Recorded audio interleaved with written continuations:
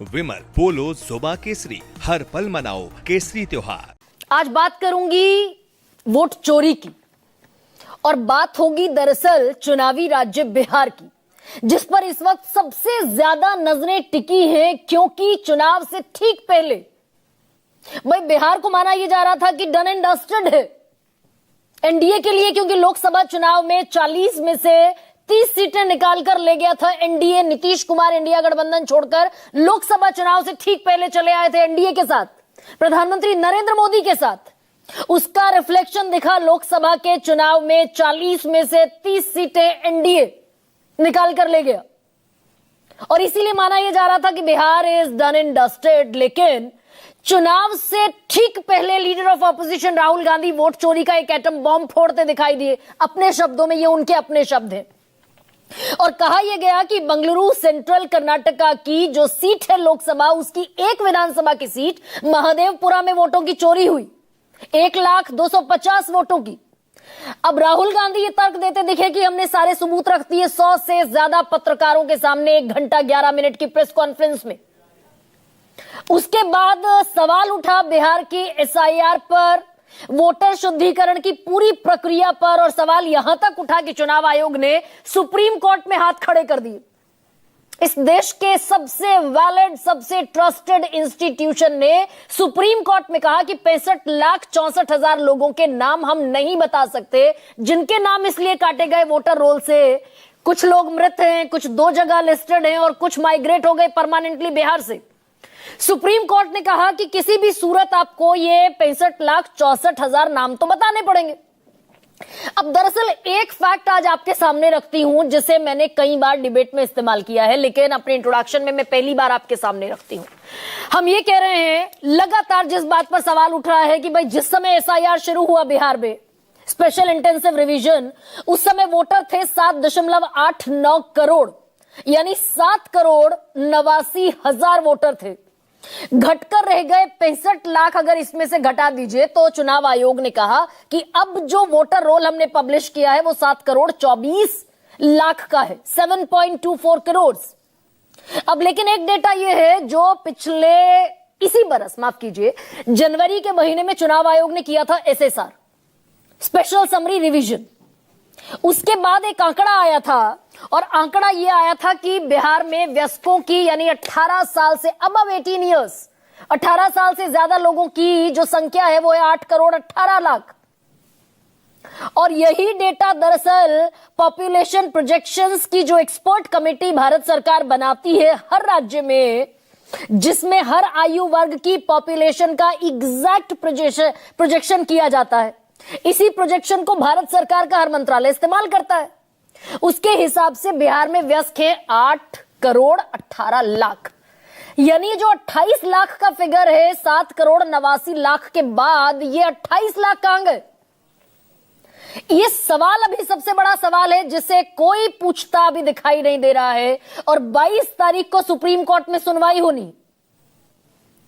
अब इस बीच राहुल गांधी आज वो सुबह नॉमिनेशन के लिए पहुंचे हुए थे उपराष्ट्रपति पद के उम्मीदवार के लिए इंडिया गठबंधन के, लेकिन वापस पहुंच गए हैं बिहार। तेजस्वी यादव जीप पर उनके साथ बैठे हुए नजर आ रहे हैं और अभी थोड़ी देर पहले राहुल गांधी ने एक ट्वीट किया। एसआईआर का मुद्दा, वोट चोरी का मुद्दा तो लेकर चल ही रहे हैं राहुल गांधी। वोटर अधिकार यात्रा निकाली जा रही है कांग्रेस की तरफ से 16 दिन की, आज 5वां दिन है और लगातार कई जिलों को कवर करते हुए तेजस्वी यादव स्टीयरिंग पर बैठे हुए हैं, सीट संभाल रहे हैं, कह चुके हैं कि हम प्रधानमंत्री बनाएंगे राहुल गांधी को। यानी कांग्रेस यहां पांव जमाने की कोशिश ना करे। बिहार का मुख्यमंत्री, जो चेहरा है मुख्यमंत्री का, वो तेजस्वी यादव अपने आप को घोषित कर रहे हैं, ये भी हो रहा है। लेकिन दरअसल आज की खबर, जो बड़ी खबर है, वो 2 है। एक तो भाई वोट चोरी का मुद्दा अगर इतना महत्वपूर्ण मुद्दा है जिसके दम पर बिहार चुनाव लड़ा जा सकता है, गरीबों की, दलितों की, आदिवासियों की, वंचितों की, शोषितों की आवाज उठाई जा सकती है वोट चोरी पर, बड़ा मुद्दा है भाई। लोकसभा तक भंग करने की बात हो रही है। अभिषेक बनर्जी, ममता बनर्जी के भतीजे ये कह चुके हैं कि चुनाव आयोग ने माना है 2024 की वोटर लिस्ट में गड़बड़ी है, तो लोकसभा भंग करो, लोकसभा के चुनाव दोबारा कराओ। तो अगर इतना बड़ा मुद्दा है तो फिर बेरोजगारी, गरीबी, महंगाई, पेपर लीक, इन सब चीजों का, इन सारे मुद्दों का सीमेंट लगाने की जरूरत क्यों पड़ रही है राहुल गांधी को? राहुल गांधी ने ट्वीट किया कि आप जिए मरे तड़पते रहे, इससे उन्हें कोई फर्क नहीं पड़ता, क्योंकि उन्हें भरोसा है जनता वोट दे या न दे, वो चोरी से फिर सत्ता में आ जाएंगे। और आज एक और बैठकी की वीडियो फुटेज उन्होंने अपने ट्विटर हैंडल पर, एक्स हैंडल पर जारी की कि लाखों लोगों के वोट काटे गए, सब गरीब। और फिर रिकॉर्ड तोड़ बेरोजगारी, नीट, एसएससी, पेपर लीक, महंगाई, रेल हादसे, सड़क पुल जैसे ढांचों का टूट जाना, पहलगाम से मणिपुर, नोटबंदी तक पहुंच गए, कोरोना और किसान आंदोलन तक भी मुद्दे उठाते नजर आए राहुल गांधी। अगर ऐसा यार वोट चोरी इतना बड़ा मुद्दा है तो ये सीमेंट लगाने की जरूरत क्यों है? और आज की एक और बड़ी खबर यह है कि अखिलेश यादव भी पहुंच रहे हैं बिहार में, ज्वाइन करेंगे राहुल गांधी, तेजस्वी यादव, मुकेश सहनी और लेफ्ट पार्टियों के नेताओं को। 28 अगस्त को पहुंच रहे हैं अखिलेश यादव और दम ये भर रहे हैं कि भाई चुनाव आयोग ने तो कह दिया था कि अखिलेश यादव की तरफ से हमें कोई हलफनामा नहीं मिला 18,000 वोट काटे जाने का 2022 के चुनाव में। अब अखिलेश यादव कह रहे हैं कि अगर हमने कोई हलफनामा नहीं दिया तो ये उत्तर प्रदेश के सारे डीएम एक्टिव क्यों हो गए भाई? कासगंज के, जौनपुर के, ये बाकायदा ट्वीट किया अखिलेश यादव ने कि कासगंज, बाराबंकी, जौनपुर के डीएम अचानक अति सक्रिय हो गए, जवाब देने की कोशिश कर रहे हैं। अब अगर चुनाव आयोग ये कह रहा था कि हमने एफिडेविट दिया ही नहीं, तो फिर जिलाधिकारी, डीएम, डिस्ट्रिक्ट मजिस्ट्रेट जवाब किस बात का दे रहे हैं? ये अखिलेश यादव सवाल पूछ रहे हैं। और एक और बात, एक गणित भी लगाते दिखे, वो गणित अगर दिखा पाए जय तो स्क्रीन पर दिखाइए जरा। अखिलेश यादव कह रहे हैं कि हमने डिलीशन के एफिडेविट दिए 18,000। इन्होंने जवाब कितनों का दिया?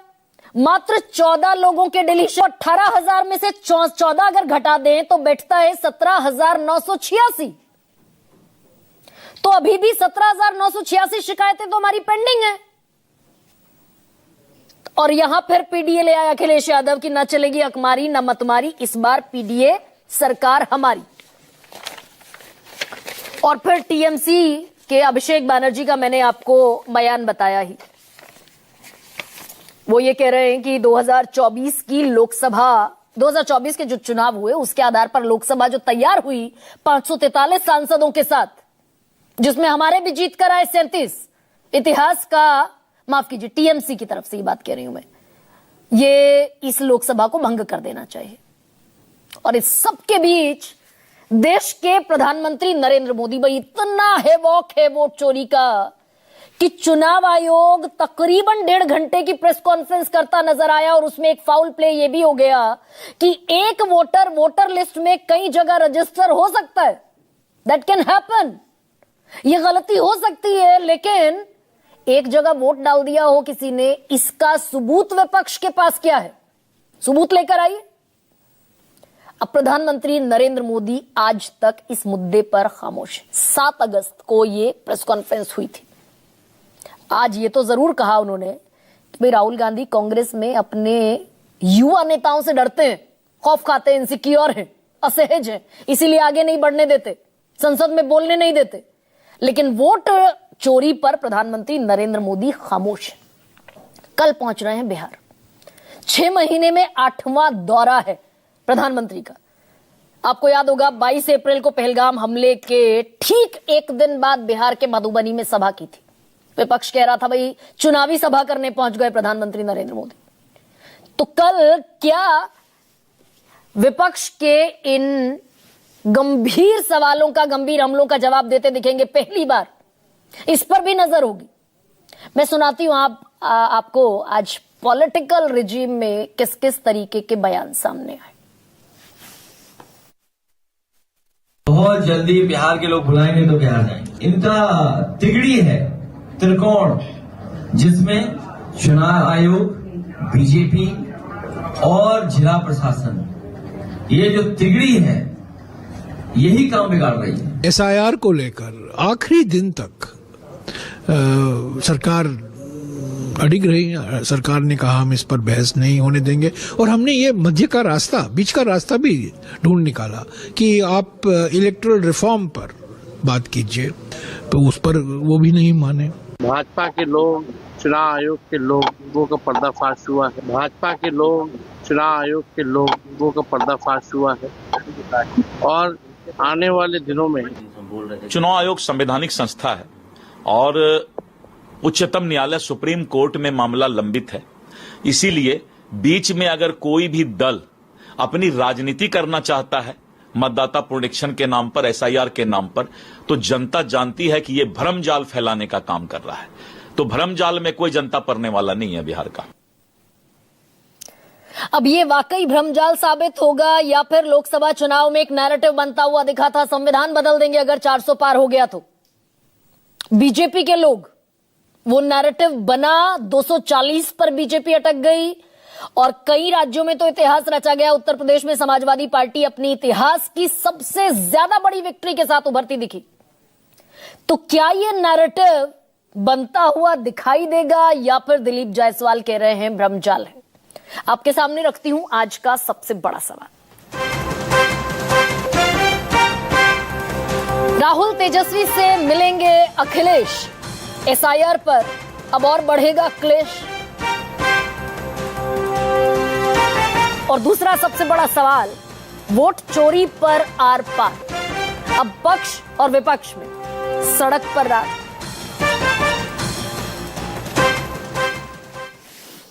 मेरे साथ बीजेपी से बहुत लंबे वक्त बाद आज राजीव जेटली जुड़ रहे हैं। पहली बार अतुल लौंडे पाटिल कांग्रेस से मेरे साथ स्टूडियो में है और जयंत जिज्ञासु प्रवक्ता हैं आरजेडी के, वो भी दिखाई दे रहे हैं मुझे। थोड़ी देर बाद जेडीयू का एक नया चेहरा मेरे साथ होंगे, जितेंद्र कुमार पहली बार सबसे बड़ा सवाल के मंच पर होंगे।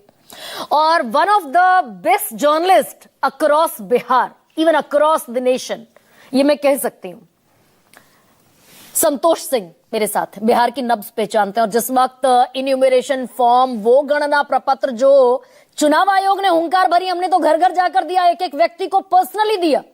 जब वो गणना प्रपत्र सड़क पर बिखरे हुए नजर आ रहे थे, जलेबी की दुकान पर दिखाई दे रहे थे, बीएलओ कह रहे थे भाई घर घर कहां जाएं, यहीं बैठकर भर दें सारे फॉर्म, तब संतोष जी ने उस सारी चीजें सबसे बड़ा सवाल के मंच पर डिस्क्लोज की थी। राजीव जेटली, मैं शुरुआत आपसे करती हूं, या बल्कि आज तोड़ते हैं इस नैरेटिव, इस परंपरा को। संतोष जी,